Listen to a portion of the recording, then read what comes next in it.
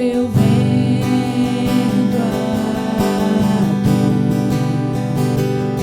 toma o teu trono, vem reinar, nós queremos te ouvir, nós queremos te ouvir.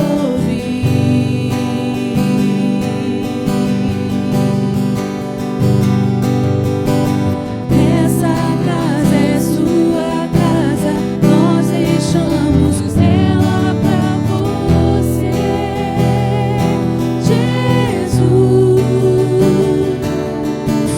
Essa casa é sua casa, nós deixamos ela pra você, Jesus. Essa casa é sua casa, nós deixamos ela pra você, Jesus.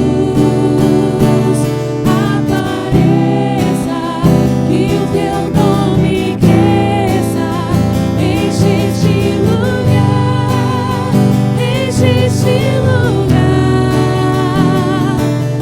Apareça, que o teu nome cresça, vem me incendiar, vem me incendiar.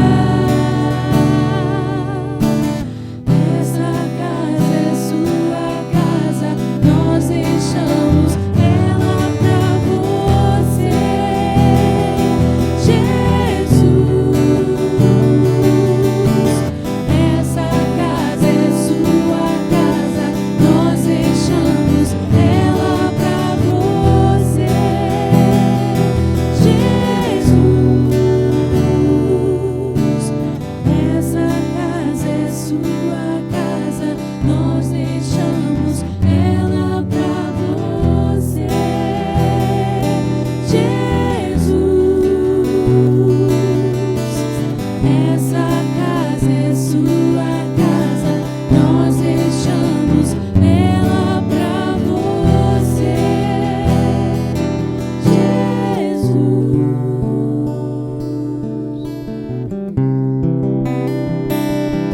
Amém. Vamos orar e peça, Senhor, para falar conosco. Nosso Deus, muito obrigada que nós temos esse lindo domingo em tua presença, Deus. Obrigada, Deus, que nós temos o privilégio para abrir a palavra, estudar a palavra, e que essa palavra mexa no íntimo dos nossos corações, Deus. Usa seu servo, Deus. Nós estamos prontos.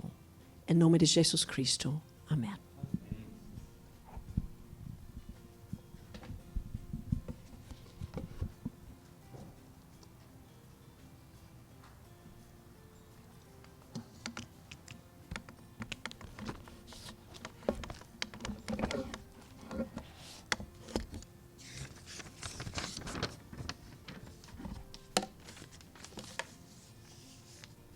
Bom dia.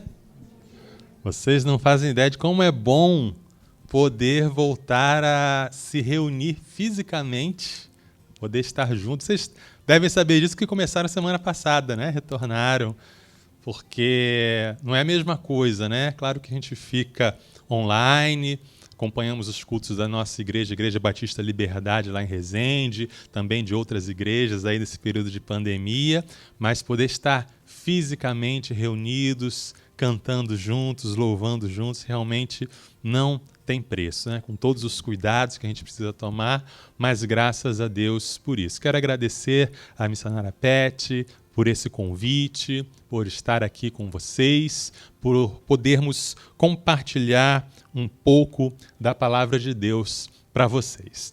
Eu queria começar com um alerta, né? um disclaimer aí. Eu não sei como está a sua vida hoje, eu não sei como você acordou antes de vir para cá. Se na sua vida está tudo perfeito, então talvez essa mensagem não vá servir muito para você. Se você olha para dentro da sua vida e diz, não, está tudo top, tudo 10, está tudo do jeito que eu sempre quis. Eu sou um presente de Deus para a humanidade. Eu sou, assim, o filho favorito de Deus, eu sou o último biscoito do pacote, não é bolacha, porque a gente é carioca, né? Se está tudo assim, talvez essa mensagem não vá fazer muito efeito na sua vida. Mas se você, ao olhar para a sua vida, você tem certas áreas em que você fica meio envergonhado, se quando você olha para o espelho, você, não fisicamente, claro, mas ao olhar para si mesmo você diz, puxa vida, não está legal. Tem coisas aí que Deus, quando você olha para Deus e fala, Deus, olha, que vergonha. Fiz de novo isso. Deixei de fazer aquilo. Não sou aquilo que eu deveria ser, não sou aquilo que eu precisava ser. Se você está assim, se você sente que a sua vida, de repente, é um grande terreno baldio, cheio de entulho, cheio de coisas por fazer, muito embora você projete uma imagem diferente, mas você, olhando para você mesmo, você sabe que a sua vida está uma bagunça. Então, essa mensagem talvez faça sentido para você. Eu acho que eu apertei errado.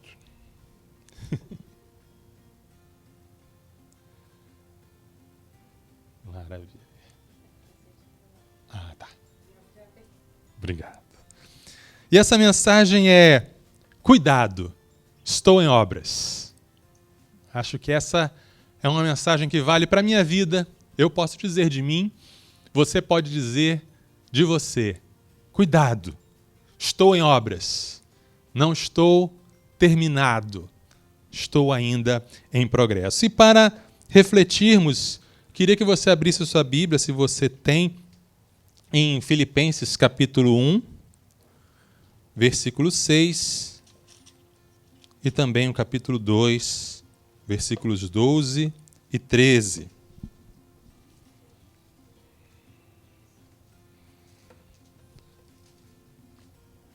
Filipenses capítulo 1, versículo 6. Estou certo de que aquele que começou boa obra em vocês há de completá-la até o dia de Cristo Jesus. E agora o capítulo 2, carta de Paulo aos Filipenses, capítulo 2, versículo 12 e 13. Assim, meus amados, como vocês sempre obedeceram, não só na minha presença, porém muito mais agora na minha ausência, desenvolvam a sua salvação com temor e tremor, porque Deus é quem efetua em vocês tanto o querer como o realizar, segundo a sua boa vontade. Creio que todo mundo aqui já teve experiência com obra em algum momento da sua vida. E pouca gente gosta, porque quase todo mundo que se mete a fazer alguma obra, seja uma reforma, seja uma construção, seja levantar um muro, alguma coisa, é sempre estressante, é sempre desconcertante, tira o nosso conforto, tira a nossa paz muitas vezes, é uma provação. Mas por que então fazemos obras?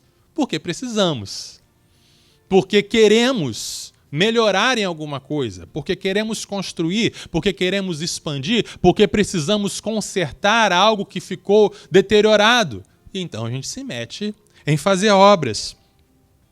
Assim é na nossa vida também. Paulo aqui está escrevendo uma carta aos cristãos da igreja da cidade de Filipos, e ele começa a sua carta agradecendo a Deus pela vida deles. E ele diz, olha, Deus começou uma obra na vida de vocês. E essa obra que Deus começou é uma obra que Ele vai completar. E essa obra de Deus, que Deus quer realizar na minha vida, que Deus quer realizar na sua vida, ela tem duas características importantes. Primeira dessas características é uma obra em andamento. Paulo aqui está falando de uma obra. No versículo 6 ele fala: o Deus que começou essa boa obra vai completá-la até o dia de Jesus. Então a gente vê claramente 3 momentos. Uma obra que começou. Quando essa obra começa? Quando a obra de Deus começa na vida de alguém? Essa obra começa justamente naquele momento em que a pessoa se encontra com o Senhor Jesus. Muita gente passa grande parte da sua vida sem entender, sem compreender que Deus precisa fazer uma obra em sua vida. Como eu falei, é aquela pessoa que se acha perfeito, aquela pessoa que se acha incrível, suficiente, completamente plena em sua vida. Enquanto ela não entender a falta que ela tem, ela não vai permitir que Deus faça uma obra na sua vida. Essa obra, portanto, ela começa com algo que a gente chama de arrependimento. É quando a pessoa olha para a sua vida e diz: não está bom. Não é legal. Não é por aí. Esse caminho que eu escolhi para a minha vida é um caminho que não me levou a lugar nenhum, não me levou ao lugar que eu queria. A obra que eu construí, a obra que eu fiz com as minhas mãos, é uma obra que desmorona, é um castelo de areia. Não está dando certo. E aí você se volta para você e você entende que você precisa mudar. Isso é o arrependimento. E isso nos leva a um segundo passo.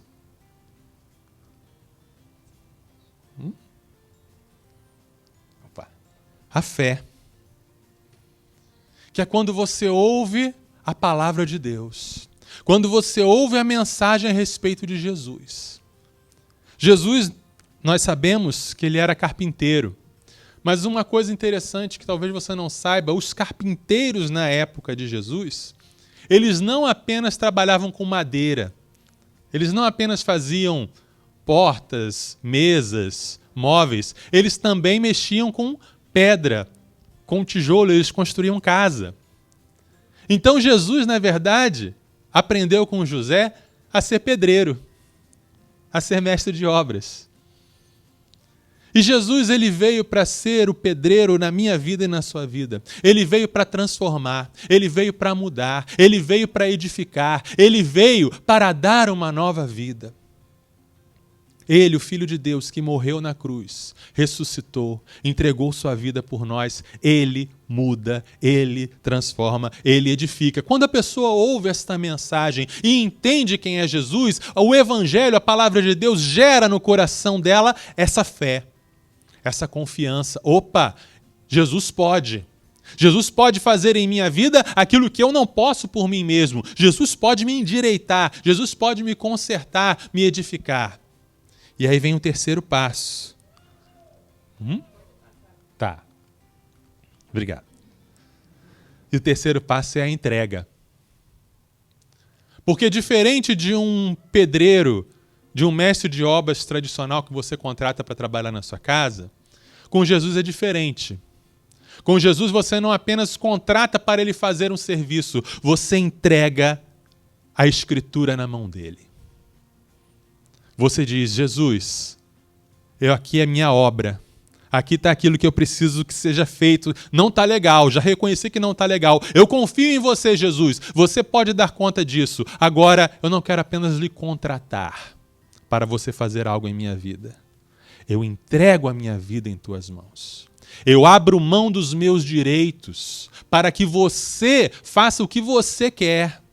Então a obra não é mais minha, a obra é sua. O terreno, a casa, o apartamento, o quarto é teu. Você entrega a chave e a Escritura na mão de Jesus e ele passa a ser o dono. É isso que caracteriza o que a gente chama de conversão. Que não é apenas aprender algumas coisas acerca de Jesus, não é apenas mudar alguns comportamentos morais, não é apenas frequentar uma comunidade religiosa X ou Y, mas é uma entrega completa ao senhorio de Jesus. Jesus reina agora, Jesus é o dono, Jesus é o Senhor. Nesse instante começa uma obra.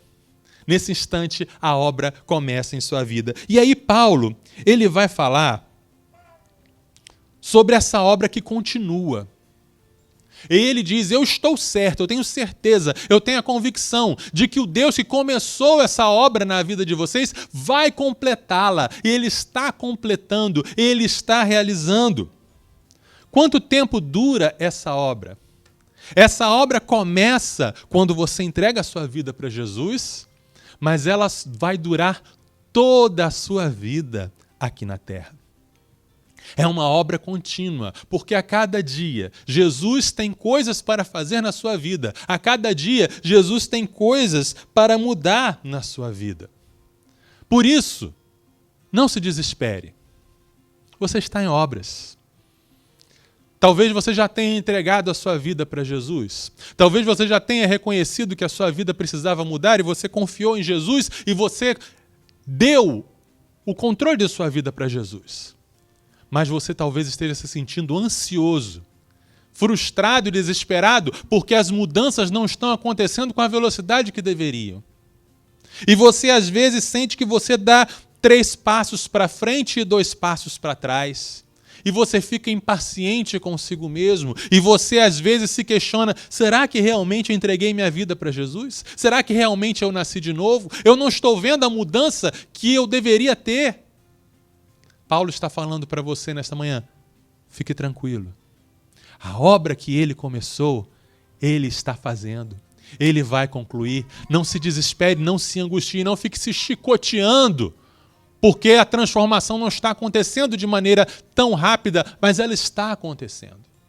Ele está fazendo, ele está cumprindo essa obra.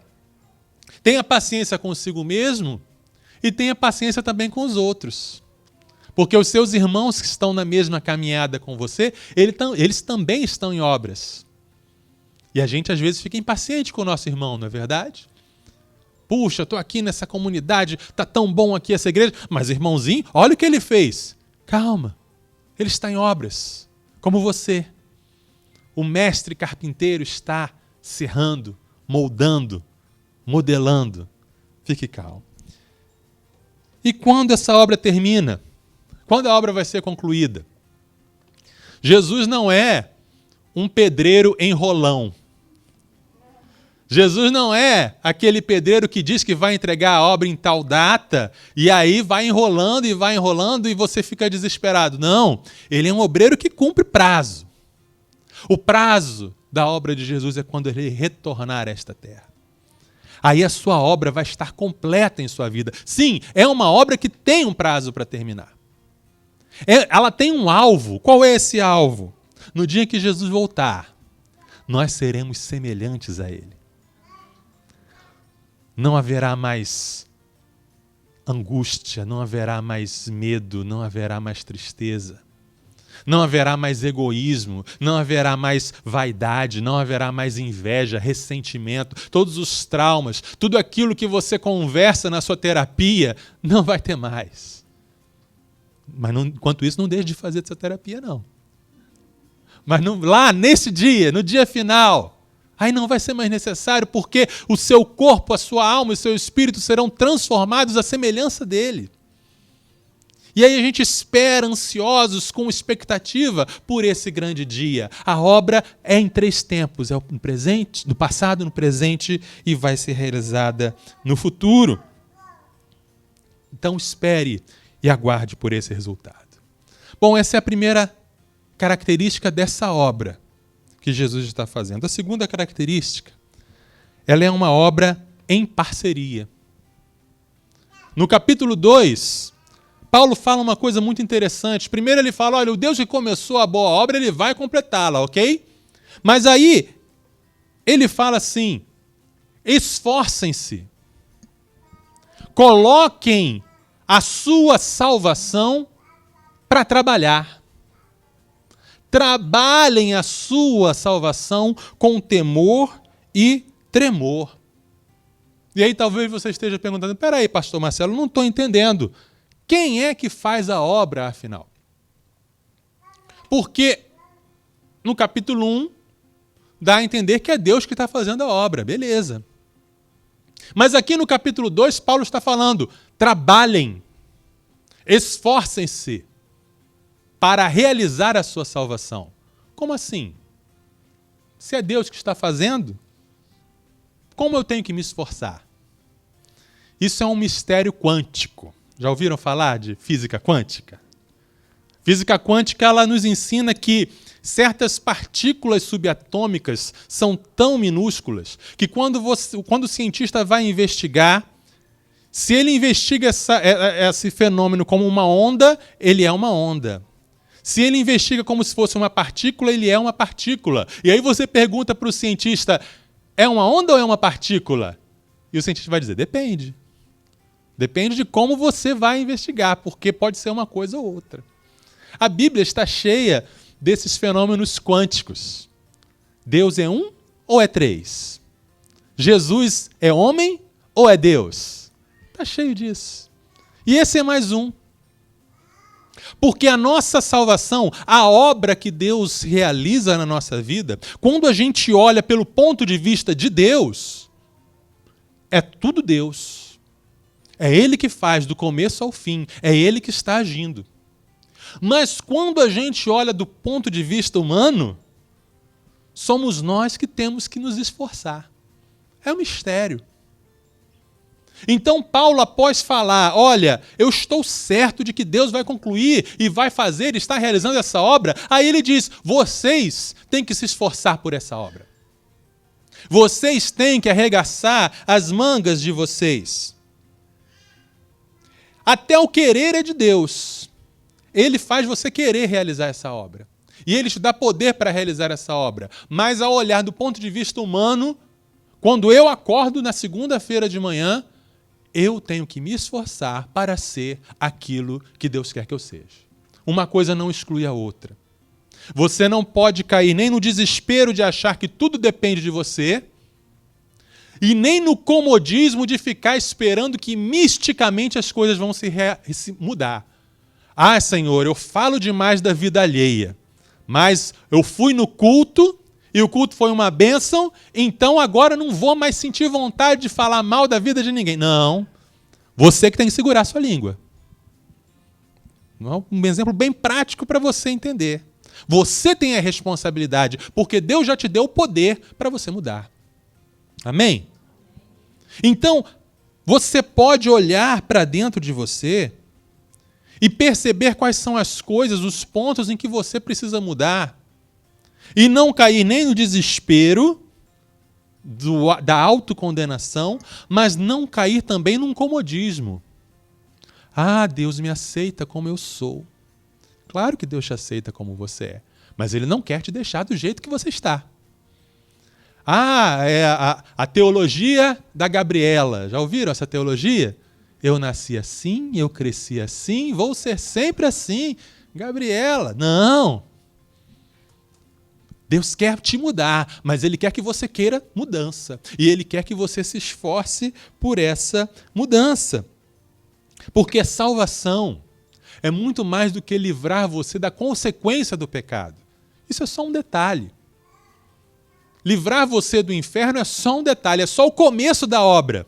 Jesus já resolveu isso quando você entregou sua vida para Jesus. Ok, tirei esse problema da mesa, tirei esse elefante da sala. Você não vai mais para o inferno, ok? Agora vamos começar a obra. E a obra é a transformação, a semelhança de Jesus, para que naquele último dia você esteja semelhante a Ele. Hoje você tem que estar melhor do que ontem. Amanhã você tem que estar melhor do que hoje. Isso é esforço. Não vai acontecer milagrosamente. Você tem que arregaçar as mangas. Como se faz essa obra? Paulo fala com temor e tremor, com humildade, com seriedade, colocando isso como o seu alvo de vida. Eu quero ser semelhante a Jesus. Eu quero abandonar as coisas que desagradam a Jesus. Eu quero ser uma pessoa melhor. Uma obra não é bonita de se ver. Uma obra é toda bagunçada. Uma obra faz sujeira para todos os cantos. Incomoda os vizinhos. Né? Tem um vizinho de apartamento que está fazendo obra. Também incomodo ele às vezes. Mas é uma obra que precisa ser feita, é uma obra necessária. Seja intencional naquilo que você precisa mudar. O Espírito Santo já está falando ao seu coração nesse momento quais são as áreas. Talvez ele esteja destacando uma área só, porque Deus é meticuloso, ele é organizado. E ele vai no ponto que, olha, eu quero trabalhar nisso aqui. Então seja intencional nessa área, proponha se mudar. O diabo, ele quer que você acredite que isso nunca vai mudar. Que você não tem poder, que você não tem condições, mas isso é mentira do diabo. Jesus morreu e ressuscitou, e a vida de Jesus está em você. O Espírito Santo está dentro de você, e ele te dá condições e força para você mudar.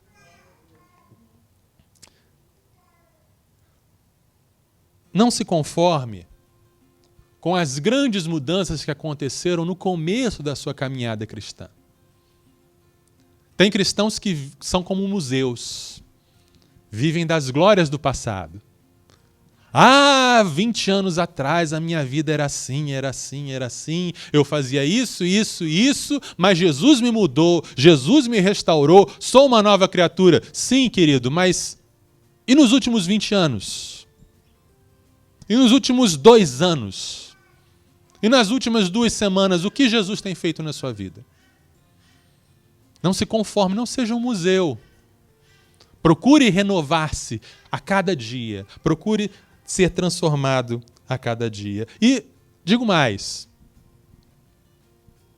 quando você começa a andar em obediência, no início, obedecer dói.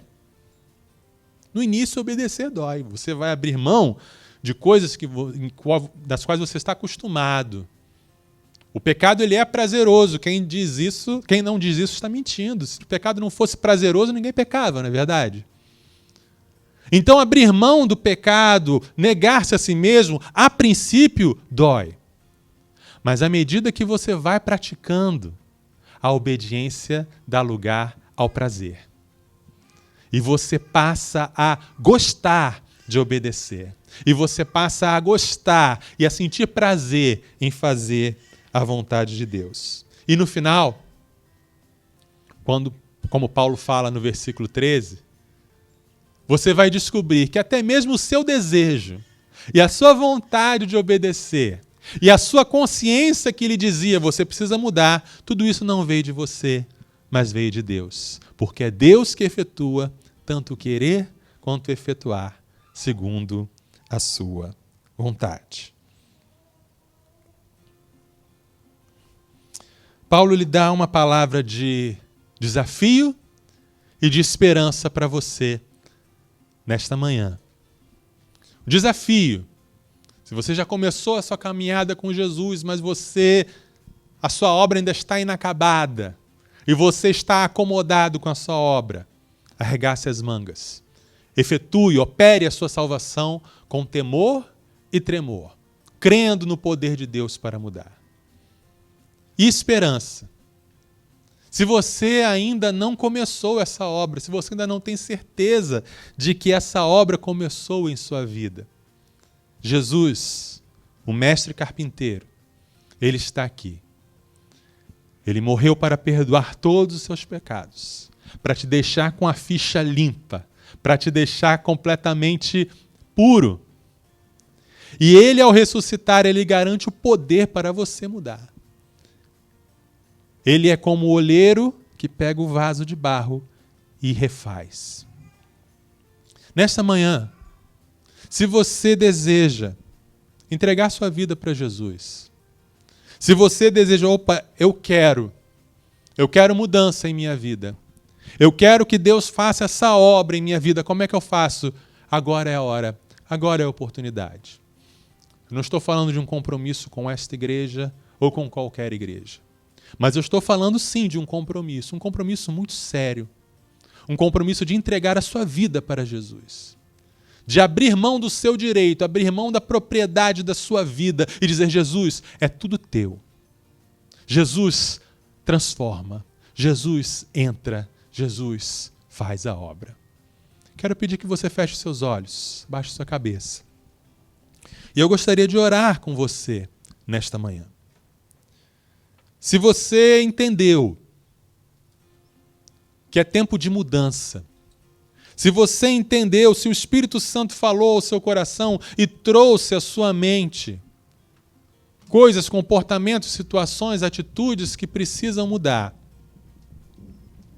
e você entendeu que é só através de Jesus que você vai mudar, e você quer começar essa obra, você quer que Jesus entre em sua vida, tome posse da sua vida e comece a reconstruir você. Ainda que seja preciso que ele destrua algumas coisas, ainda que seja preciso que ele derrube alguns muros, ainda que seja preciso colocar o alicerce todo do lugar e começar a obra do zero.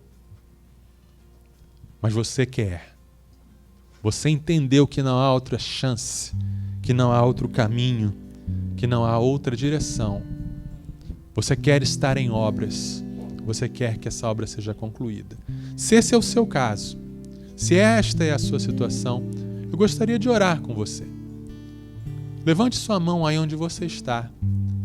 Eu vou te dar essa oportunidade para toda a igreja também te conhecer e orar por você e pedir ao Pai para iniciar essa obra em sua vida. Quantos aqui desejam? Jesus começa uma obra. Aleluia. Aleluia. Glória a Deus.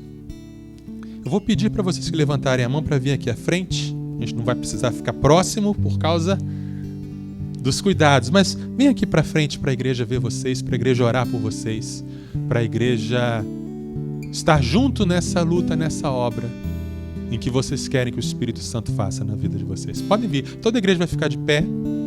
Você que levantou sua mão, vem aqui à frente. Se você ainda não levantou a mão, mas você quer entregar sua vida ao Senhor Jesus. Amém. Qual é o seu nome? Murilo. Amém, glória a Deus. Quer pedir para o Espírito Santo tomar mais conta ainda da sua vida, né, Murilo? Isso aí, amém. Mais alguém? Podem vir aqui à frente. Amém, glória a Deus. Senhor, obrigado pela obra que o Senhor faz em nossas vidas. Obrigado porque o Senhor não desiste de nós. Obrigado porque o Senhor é paciente, é bom e o Senhor vai concluir essa obra. Obrigado porque o futuro reservado para nós é o futuro de sermos semelhantes a Jesus. Não nos deixe desanimar, não nos deixe desesperar, não nos deixe ficar aflitos achando que estamos perdendo o nosso tempo. Não nos deixe também, Senhor, cair no comodismo e achar que não precisamos agir nada em nossas vidas. Faz-nos entender esse mistério de que, enquanto nós trabalhamos, o Senhor está trabalhando em nós. Obrigado pela vida do Murilo, que manifestou aqui sua convicção e pediu mais de Ti, mais da Tua força, mais da Tua capacitação, pelo que o Senhor já começou a fazer na vida dele. Abençoa esta igreja. Abençoa a liderança desta igreja. Derrama a Tua glória e continua a Tua obra em nossas vidas, mais e mais. Te adoramos, te amamos, em nome de Jesus. Amém. Deus abençoe a todos. Podem sentar.